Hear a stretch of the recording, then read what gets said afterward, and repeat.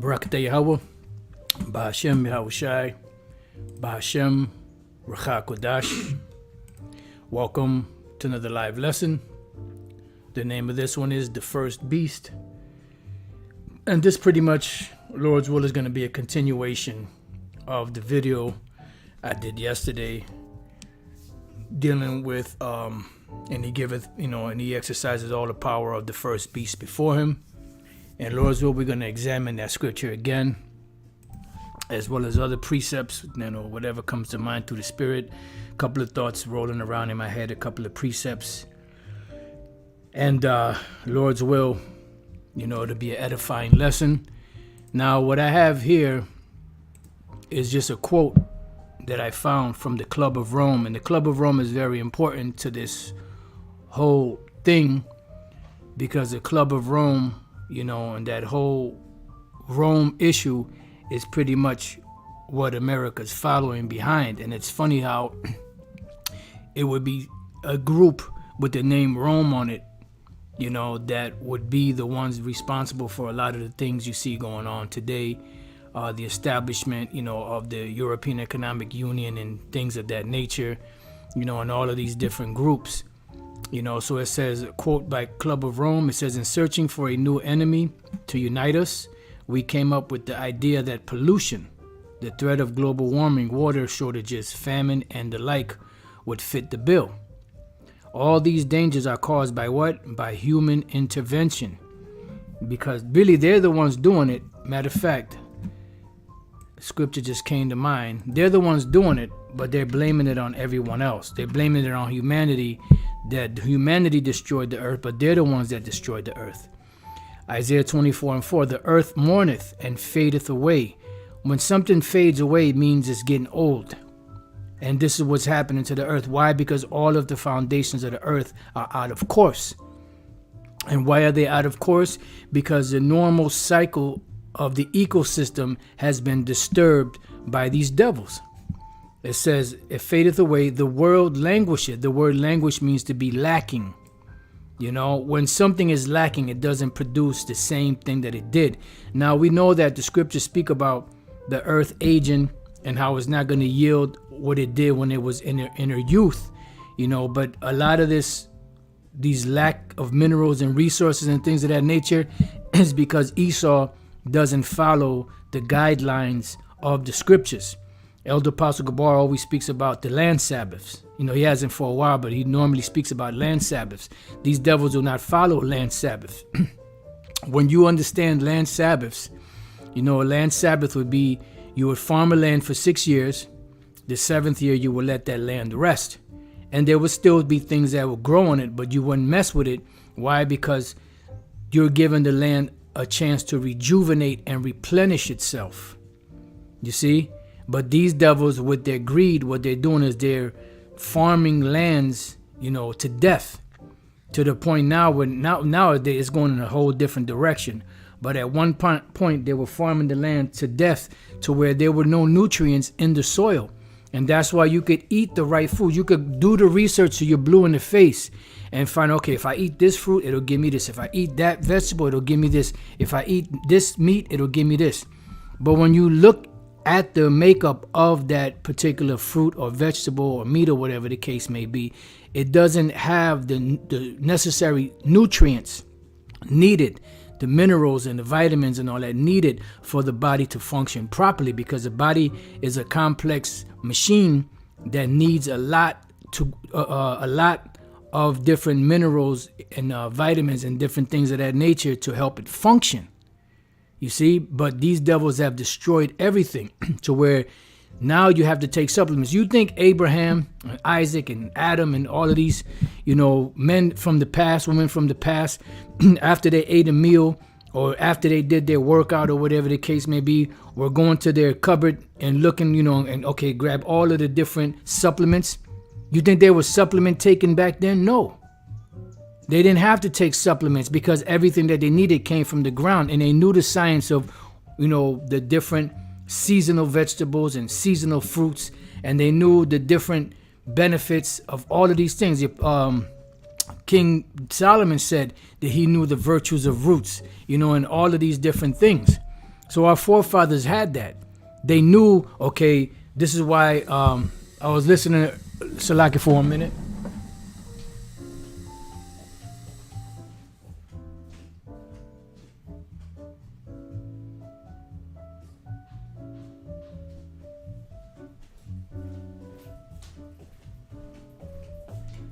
I was listening to the young elder Amawan Gabar, a video he had done when he was young, his siblings, how his pops used to give them these different things that they hated, but that was something that Benjamin does, because they know about bitters, they know about certain things that you're supposed to take in order to keep the body functioning, although it tastes like hell, So our foremothers weren't, worried about taking supplements.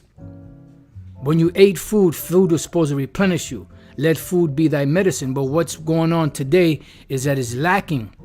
Why? Because of the inhabitants. Now, there's a scripture that the elder Yashawamba always puts up or quotes or brings out in the book of Ezekiel dealing with the seeds. How even that is corrupted. They got fucking GMO seeds. But let me read this quote that the brother put up. A quote from Henry Kissinger. Who controls the food supply controls the people. Who controls the energy can control whole continents. Who controls money can control the world. Exactly. And that's why they're bringing in the so-called global world order. And pretty much beautiful that he posted this, because that also goes into the lesson. Ecclesiastes 38:4 saying, brother, the Lord hath created medicines out of the earth, and he that he that is wise will not abhor them, meaning he will not avoid them. The brother said Manuka tea does wonders. Okay. I know about Manuka honey. I didn't know about the tea. Manuka honey is expensive, so it's not something that you say, what, I'm gonna put a teaspoon of Manuka honey in my tea, because them things are expensive. But the earth mourneth and fadeth away, the world languisheth and fadeth away. The haughty people of the earth do languish. Right, because these devils are proud as hell. They're arrogant, and their arrogance is causing the destruction of the world. And they're going to languish because they're going to be removed. It says the earth also is what? Defiled under the inhabitants thereof, because the people that are ruling, their greed has brought the earth to the brink of extinction. But the only reason why the world hasn't come to extinction is because the Lord gave it an immune system that it would still keep kicking in, because the Lord said that the earth would abide forever. So we look up the word defiled. The word there is chanap. Chanap. To be profaned, be defiled, be polluted, be corrupt. To be polluted, to be profane, be godless. So now they're using their manipulation and destruction of the earth and the pollution as a goal for the reset for this so-called New World Order. So it says in search, this is a quote from Club of Romans, searching for a new enemy to unite us, we came up with the idea that pollution, the earth is defiled, it's polluted under the inhabitants thereof. The threat of global warming, water shortages, famine, and the like would fit the bill.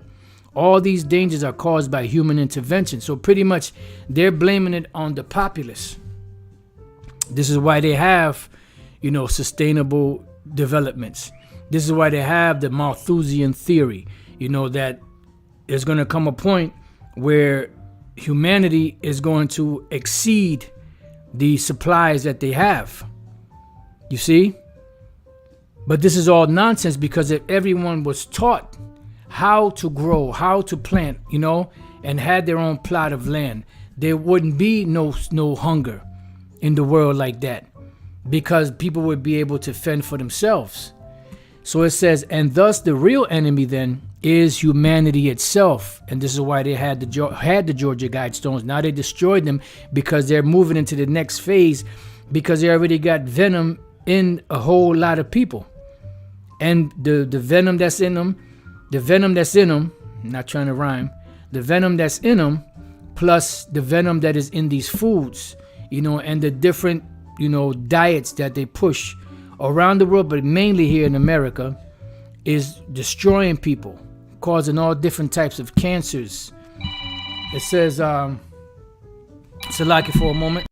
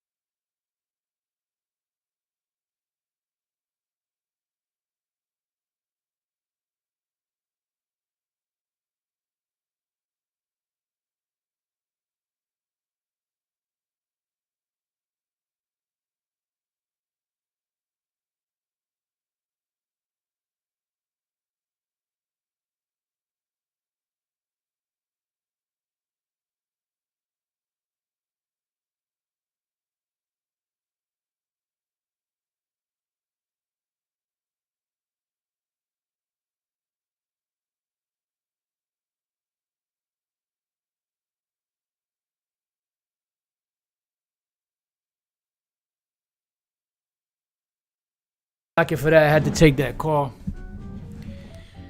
All right, so it says, humanity itself. Believe humanity requires a common motivation, namely a common adversary, in order to realize world government. See? So they're shifting the blame from them to the people, so that they can realize that they need a what? A world government. And this is what it's all about, world government. Remember, this is a worldwide event that's going to take place. It's not one country. It's not one city. It's not one state. It's not one continent. It's the whole entire globe that they're pushing this agenda on. It's no coincidence that all nations are shifting into a digital system. And the more they shift in the direction of digital system, the more that these false prophets out here, their breakdowns on the MOTB is collapsing. So they have to bring more gimmicks. They have to spin more webs. They have to come out with more gimmicks, to be able to keep the people entertained, so that the people won't ask questions. And pretty much they are their father, the devil, because this is what Esau does. They do the same exact thing. When they want to get people's minds off of the serious, hot topic, hot button issues, they flood them with smoke and mirrors. They flood them with bread and circuses. They flood them with diversions, entertainment, gossip, to misdirect them from the hardcore issues of the day. And the hardcore issue is that the MOTB is being laid out right before people's eyes. They're not hiding it anymore, because they already got to the point where they needed to be. Infrastructure's in place. They shut the world down for a period of time. They got everything rolling. And this is what they're pushing for. It does not matter if this common enemy is a real one or one invented for the purpose. So what are they telling you? That it's a boogeyman that they invented. It doesn't matter if it's real or not. All that matters is that it helps bring about their agenda, their goals. That's what they care about. All right? So going back to Isaiah 24:5, it says, the earth also defiled unto the inhabitants thereof, because they have transgressed the laws. See, they don't keep the land Sabbaths. They give rights to, Moism, right? Change the ordinance. They say they believe in God. They say 1983 was a year of the Bible. The United States is a God-fearing nation. They were built upon the tenets of Christianity, so on and so forth. But when you look at what they do, it's totally opposite. Broken the everlasting covenant. So what do you think the Lord's going to do? He's going to break their ass up. It says, therefore hath the what? Curse devoured the earth. So the earth is under the vibration of a curse. And that curse goes back to what? Goes back to Cain. For what he did to Abel, the righteous. And it continues on today in Esau. And what he did and what he's doing. And they that dwell therein are what? Desolate. This is why people are, starving. This is why people are sick. Because the earth is not yielding what it's supposed to yield. Because of the great curse and because of the depletion of all of the minerals, vitamins, and nutrients that the body needs to continue to function. Therefore, the inhabitants of the earth are burned and few men left, because the Lord is going to bring a fire to cleanse this. One day, a real rain is going to come and wash all this filth away. Inside joke. That's a actual paraphrasing quote from the movie Taxi Driver. So this is the article that I read yesterday in the lesson. I actually put it this time in the description box, and I also went back and I put it in the description box of the video I did yesterday. We also read part of this article at the camp, and in Pastor Tar said that's a very good, a very good article. He doesn't really, he goes into points, here and there, but he doesn't really deal with a whole lot of articles. He's mainly goes into breaking the scriptures down, bringing out points, addressing false breakdowns, addressing prophecies and things of that nature, so, I guess he liked this article, and he gets into, I'm not saying he doesn't get into it. He gets into a lot of different things. So it says the Club of Rome, and this is one of the things that first caught my eye. This caught my eye right away. Club of Rome, the Club of Rome. And this goes into what? The first beast. And what happened to that first beast? It was revived. Let's go to Revelation 13:1. And I beheld another beast coming up out of the earth. So this other beast that came up out of the earth is pretty much the same beast, but just resurrected in the form of America, but also stemming from those 7 heads that were prior to it and all of their, allies. You had Greece, you had Rome, you had the French, the Spanish, Germania Major, Germania Minor, and Britain. Those are the 7. And out of those 7 came what? The 8th head, which is America. So America is also considered a beast. All right? And I beheld another beast coming up out of the earth. And the Apostle John actually seen this, but it represented America today. And he had 2 horns like a lamb. This represents their 2-party system, or what they call a bipartisan system. And why is it as a lamb? Because they appear as non-threatening. They're there to help the people, but they're not, because they're moving in the direction of the agenda of the international banking families. And he spake as a what? As a dragon, which is what? Through their legislation. And remember, the first beast had what?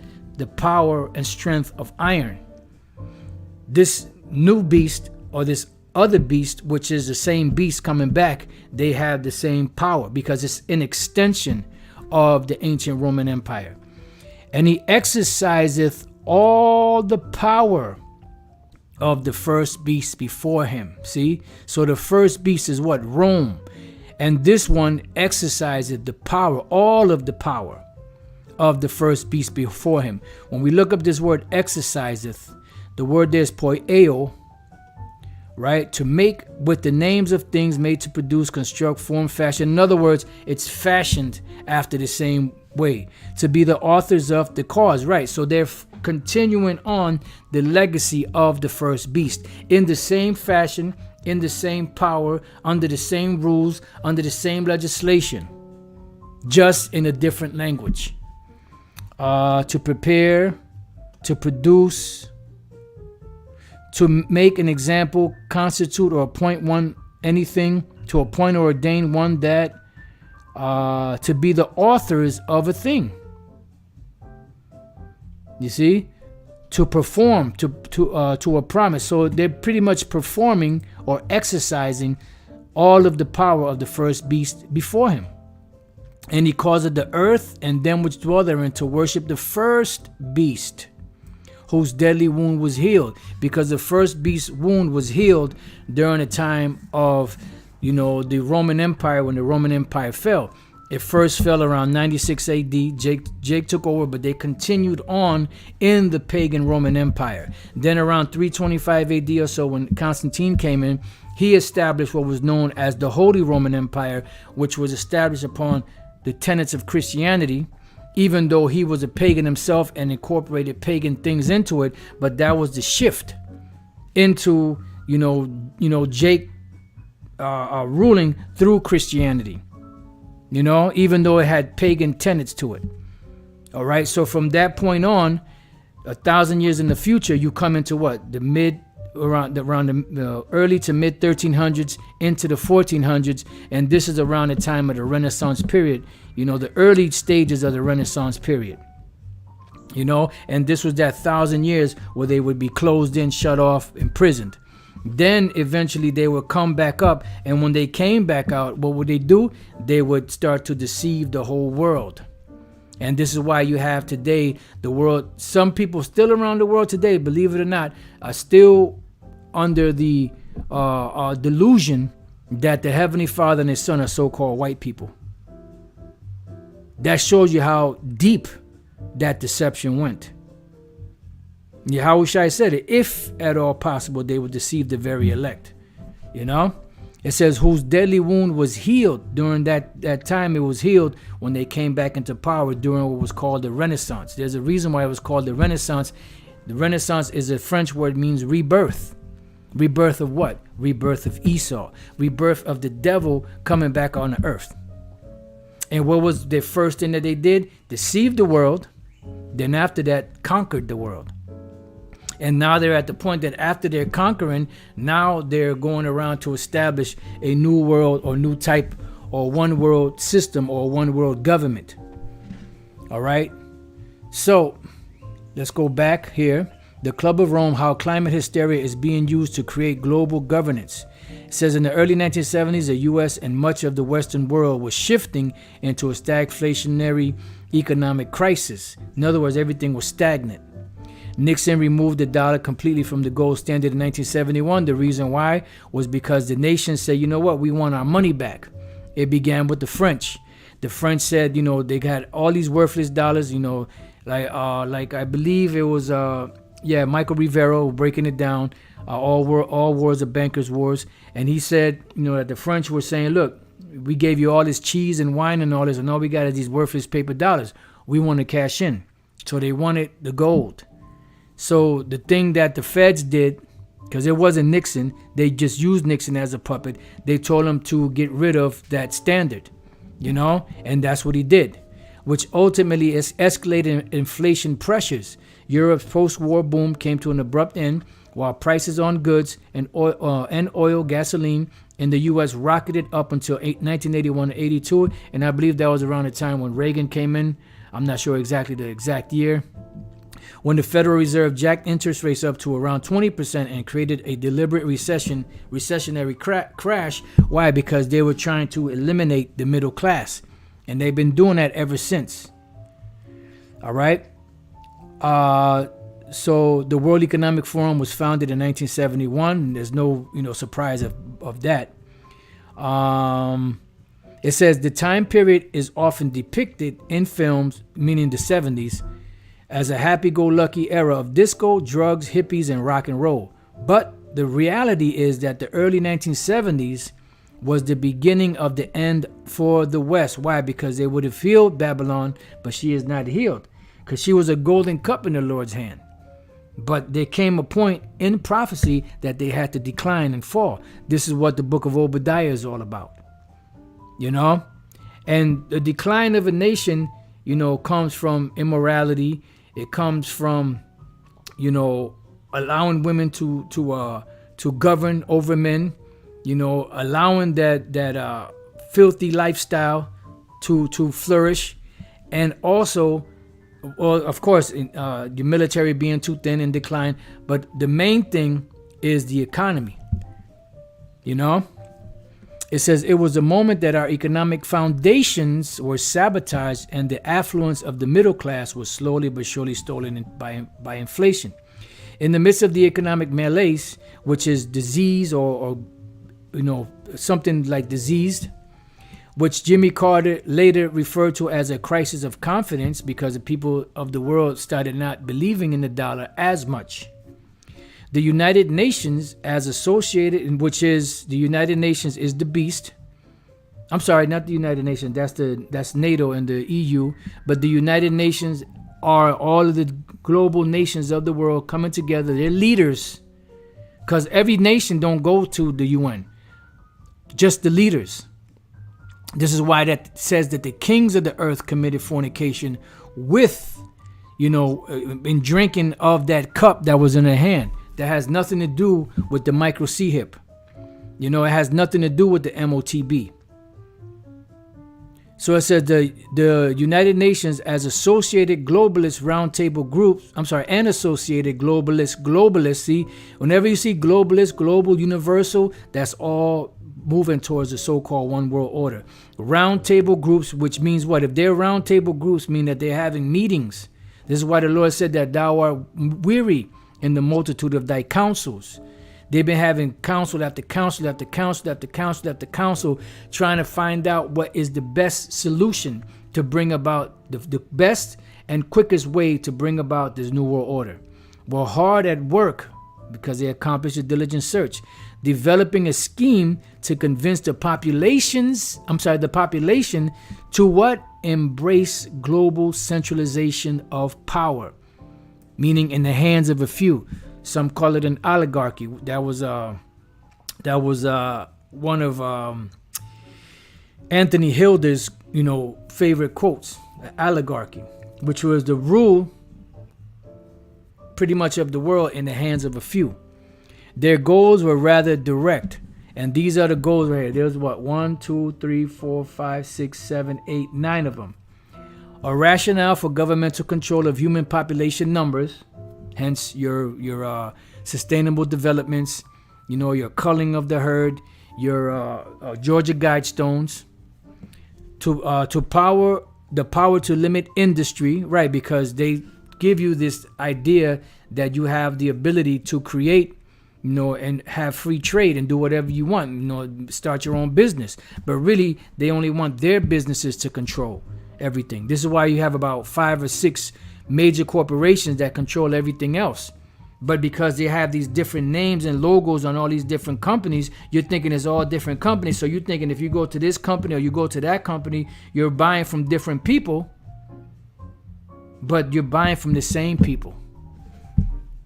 Beautiful. Let me read some of these precepts. 2 Corinthians 2:11, least Satan should get an advantage of us, for we are not ignorant of his devices. Beautiful.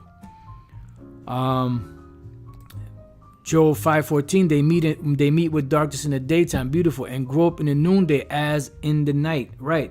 Because they're coming together, they're really blind, but they think that they can see. 2 Thessalonians, I started 2 and 8. And then shall that wicked be revealed, whom the Lord shall consume with the spirit of his mouth and shall destroy with the brightness of his coming. Because the first step is exposure, The second step is judgment. Verse 9, it says, even him whose coming is after the working of Satan with all power and signs and lying wonders. And that's what they're doing. So number 3, it says the power to control energy, production, and dictate energy sources. We see that they're trying to push the world to go green, so-called. The power to control or limit food production and agriculture. We see this happening right this moment. This is why they're paying farmers to destroy their crops, to destroy their livestock. It says the ability to micromanage individuals' lives in the name of some later defined greater good.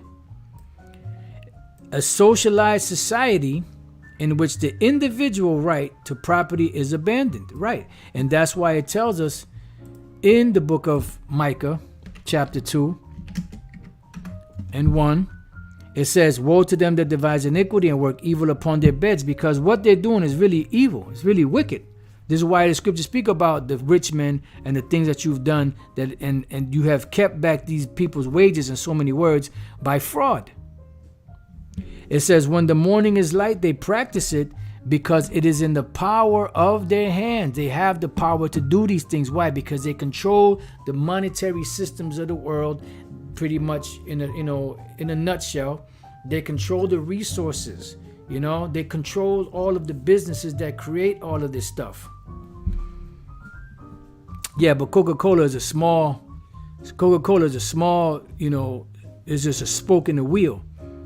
Now, when you're talking about Vanguard, you're talking about BlackRock, those type of companies, now you're talking. Coca-Cola is just like a spoke on the wheel because they belong to a larger group. But, I understand your point. They own about 500 different brands. Why? Because that's what they do. You come out with a product. The product is selling. They see it has potential. They come and offer you X amount of money, X amount of millions. You being an individual say, well, bam, fuck it. I ain't going to make that much. So you're not looking at the long run, and then they take over. They cheapen your brand, but they use your name, and boom. Now they making exorbitant amounts of money. But no, I understand what you're saying, brother. So it says here, right? It says, and they covet fields, meaning they want people's lands, they want people's resources, they want people's inheritance, right? Why? Because it is in the power of their hand. It says, and take them by what? By violence. Because once, they what's the word I'm looking for? Make shit so expensive for you that you have to, you can't afford it anymore. What happens next? You have to sell it off. And if you don't, eventually they come and take it. They come evict you. It says, and houses, and take them away. So they oppress a man in his house, even a man in his heritage. This is why Jake doesn't have, you could also look up Vanguard. There's about 5 or 6 of them. This is why Jake, doesn't have inheritances. They don't have, for the most part, they don't have lands and homes that they can pass on to their children. Why? Because these devils, they want it all. So the next one is a one world economic system which they would manage. Do you see? A one world economic system. It all revolves around the economics, commerce. So you could understand. Inside joke. This is why Maya Angelou said, give me control of a nation's money and I care not who makes the world. A what? A one world currency system. Why are the nations of the world all pushing for digital dollars, CBDCs? Because they're all in bed with these devils.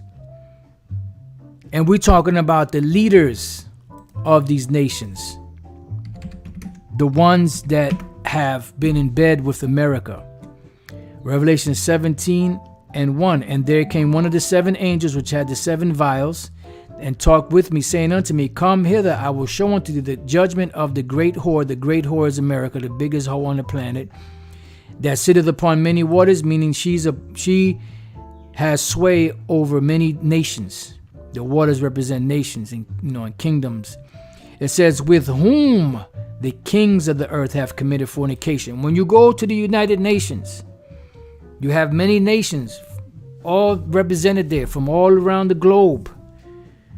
But all nations are not there. The peoples, the common people, the ones that are there are the leaders of these nations. These are the kings or the rulers or the princes of these different nations. And these kings are committing fornication with the harlot, America. Because where is this, land of this building located? The United Nations building is located in America. And it was donated for the purpose of the United Nations building by the Rockefellers. And they did what? They erected a building which is nothing more than a monolith. What is a monolith? Mono is one, lith or lithos is stone. One stone. Monolith, one stone. Why? Because it's a representation of all nations coming together into a one world government. So it says, with whom the kings of the earth have committed fornication, and the inhabitants of the earth have been made drunk with the what? With the wine of her fornication, beginning with her democracy. And of course, you throw money to the average person and you can make them dance your dance. They're making you walk their walk, Buster. Inside joke. So, going back, and the last one is this number 8, a one world currency system, a one world government managing a handful of separate regions. So what do you think this one world currency is going to consist of? The MOTB, which is the so-called micro CHIP. This is why the WEF, the World Economic Forum, this is why your Klaus Schwabs and your Hararis are all speaking about putting something in somebody subdermally to track everything, but also to do all of your transactions that way. Now, you go to different stores around America, certain places, and now they're getting people used to waving their hand, over these readers, these palm readers, in order to get them used to this new system. Now the readers are just reading their actual palm prints or your fingerprints or your iris, scan, all going back to biometrics, but eventually they're getting people used to that, because remember, at one time you had the credit card, you had the debit card, now you had the CHIP in those credit cards. Insert the CHIP, now they're having you wave the card over these scanners. Now they're getting people used to waving their hand or their iris or their thumbprint, because they're getting everything prepared. Remember, gradualism. All right, so now what I want to do is, when you go to Revelation 13 and 16, it speaks about the MARK, right? And this is what people are going to receive in order to be able to buy or sell, to do business, to sell, to buy, whatever the case may be. When we look up this word MARK, right? The word MARK goes back to the Greek word charagma, right? Which is a stamp, an imprinted mark, of the MARK stamped on the forehead of the right hand as a badge of the followers of the anti-Messiah, which is going to be put inside of them. A mark branded upon horses, because a branding is a declaration of ownership. And when people get branded with this micro CHIP, it's a declaration that you have a master and that you are a servant, but you are a servant for life, because those horses get branded, and they are branded with the name of that, or the brand of that particular master. And guess what? It's theirs for life. It says thing carved, sculpture, graven work, cutting into, or of idolatrous images. When we go to the root word of that, is the word charax, from karaso, to sharpen to a point.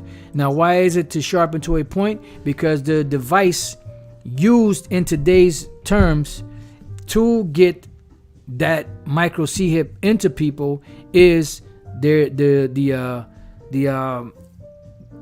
so-called needle, which is reminiscent of what? Of the awl, right? Of the all in ancient times. Exodus 21. Matter of fact, you know what? Let's just go. Let me see this one. Because this is a reiteration.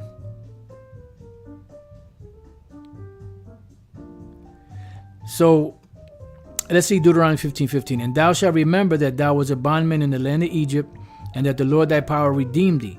Therefore I command thee this thing today. And it shall be, if he say unto thee, I will not go away from thee, because you had Israelites that had other Israelites, in captivity, like here, 12 verse. And if thy brother an Hebrew man or an Hebrew woman be sold unto thee and serve thee 6 years, then in the 7th year thou shalt let him go free from thee. But the thing is, it says, when he gets ready to send them away, and it shall be, if he say unto thee, I will not go away from thee, because he loveth thee and thine house, because he is well with thee. And sometimes the man or woman would come into the man will come into the authority of this other Israelite man, and he would give him a woman.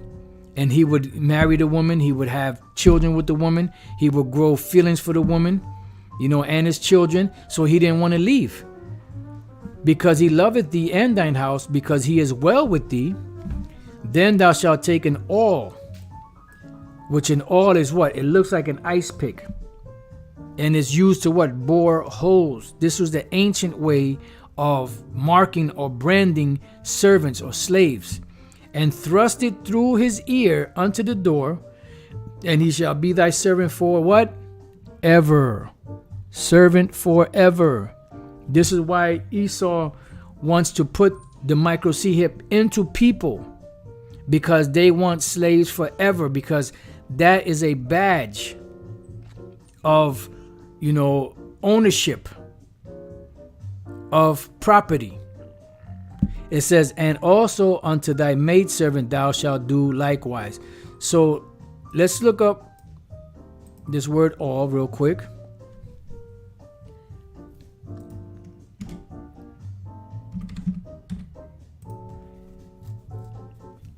Well, you know what? Let's go to images, because they're playing games. Here goes an all. Right, let's go to this one because it has many different ones. This is an all.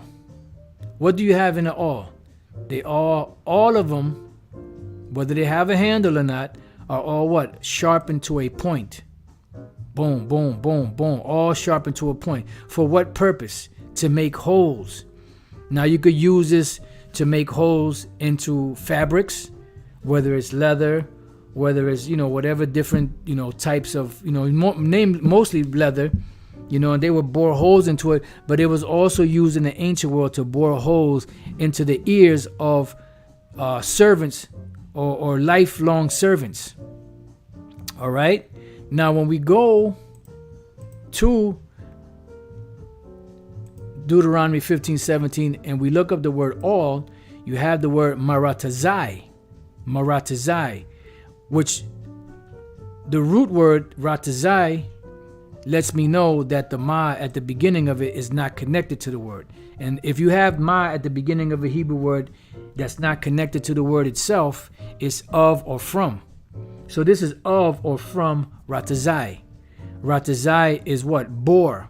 What does it mean to bore? That means when you drill or when you poke a hole into something or someone. And this poking of this hole into something or someone is a badge that this person is a servant and they belong to someone for life. Okay? It says all, boring instrument. Now let's go to the root word, ratazai.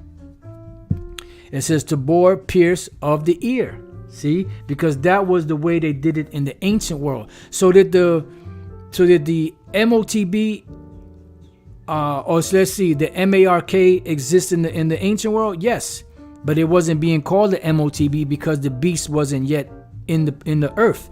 But there was a way, a form, a law that was set up to distinguish or how to make a servant for life. You see? So let's go back. Now we're going to go to Leviticus chapter 19 and verse 27. I'm going to start at 28. You shall not eat anything with the blood, neither shall you use enchantments nor observe times. And it's heavy because this is one of the laws that was given to the Israelite foreigners when they had that whole debate about the circumcision. This is one of the laws that's in the law that these wacky tacky Christians say that's done away with. It says, you shall not round the corners of your head, because you're not supposed to line up your head. Neither shalt thou mar the corners of thy beard. You're not supposed to line up your beard either. It has a natural line. Now, brothers trim it down. There's nothing wrong with trimming it down, as long as you don't cut into it to line it up like some groups do.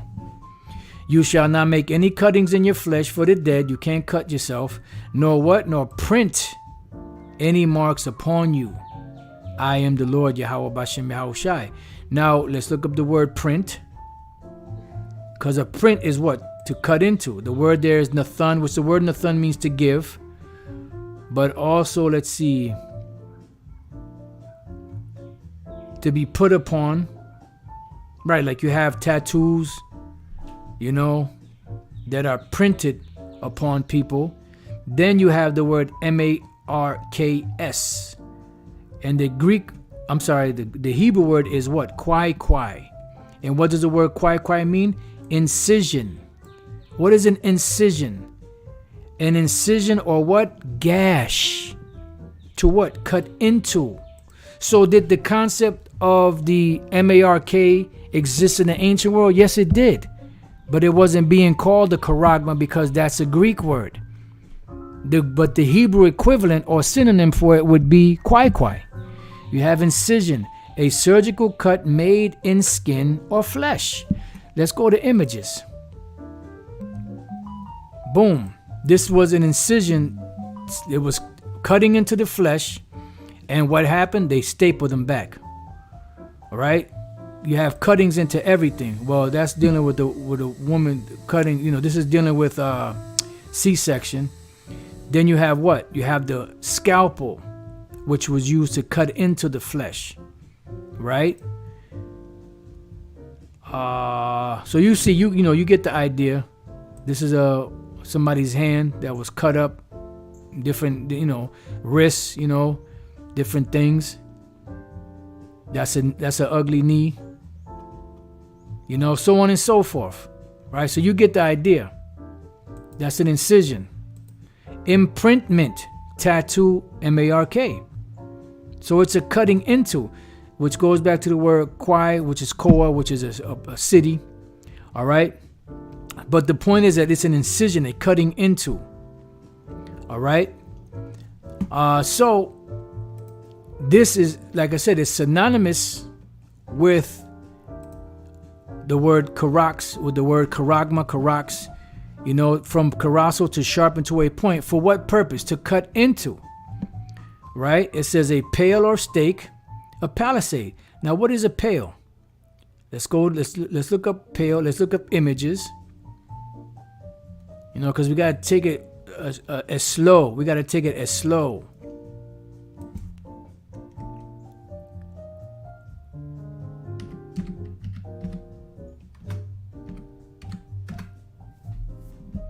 A pale stake, boom, there you go. And this is what the Romans would use.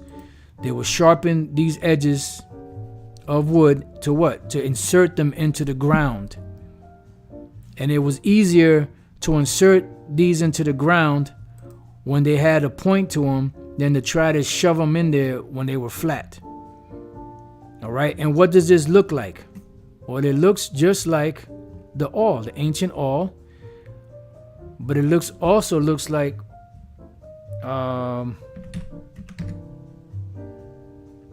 let's go here.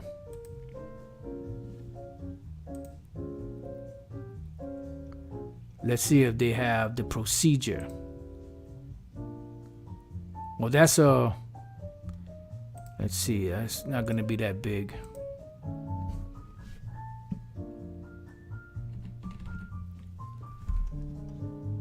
I'm not sure if he's just taking blood, but no, he's putting a micro C hip in there. It looks like blood in there, but let's go to something else. Right, boom, there we go. There goes your all. There goes your Karax. There goes your Pale. There goes your Karaso. There goes your Kwai. There goes the incision. There goes the cutting into the flesh.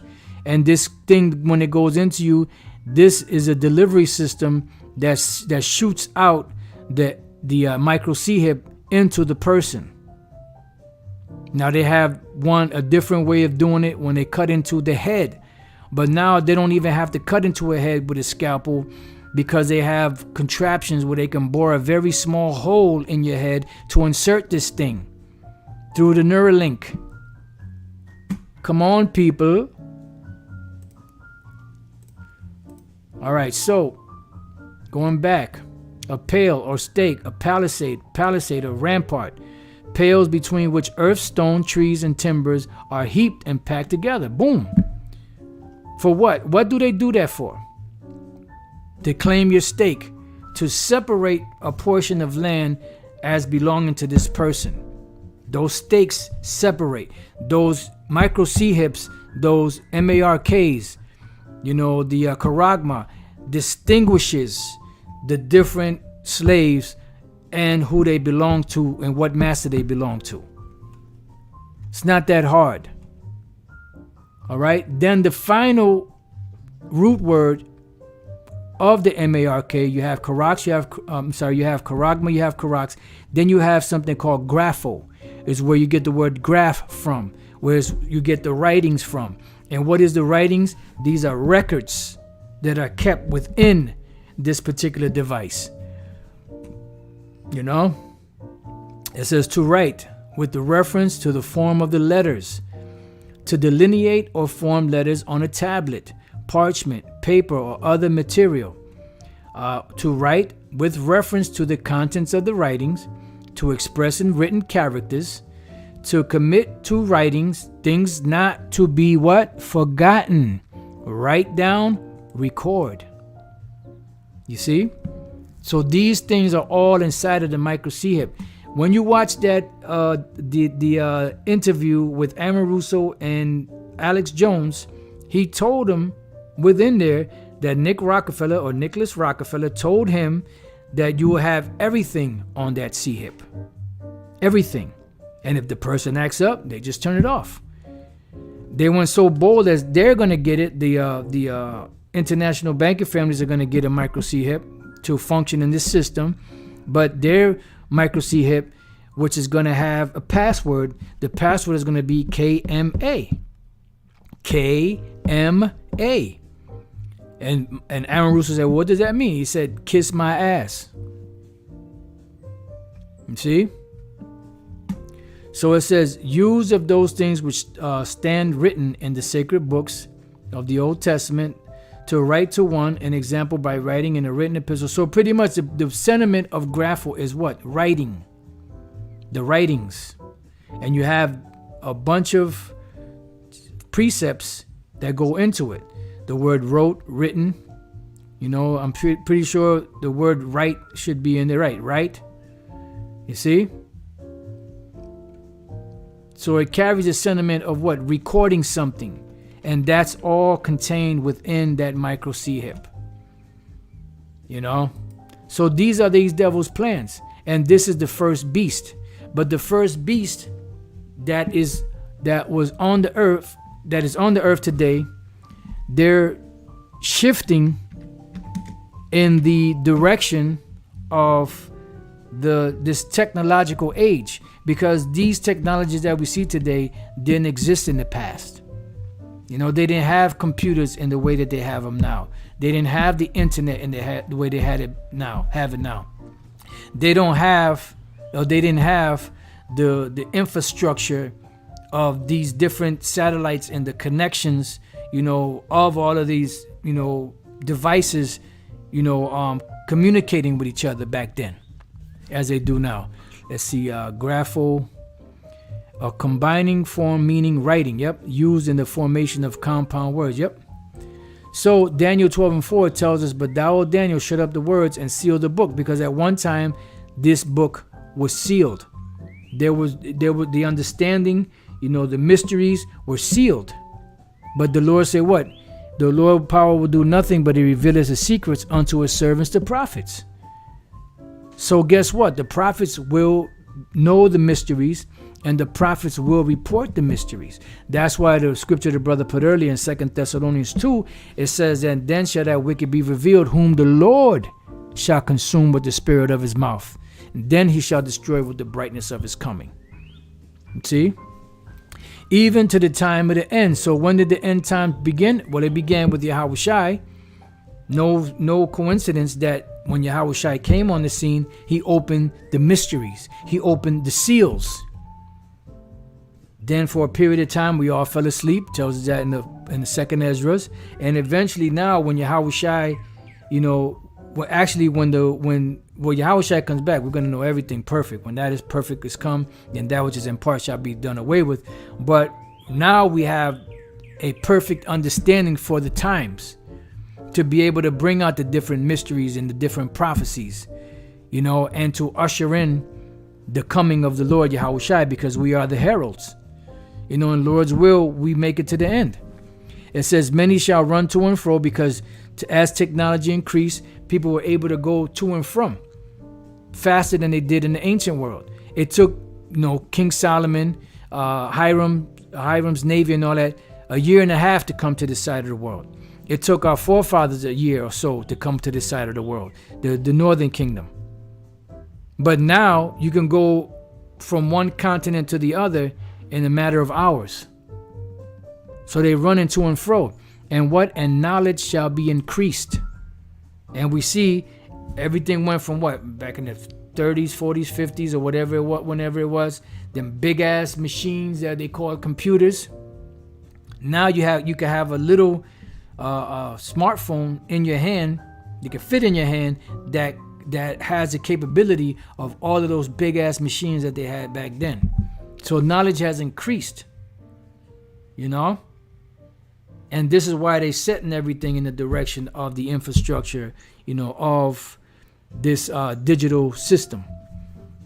Predicated upon what? A global currency. Come on, man.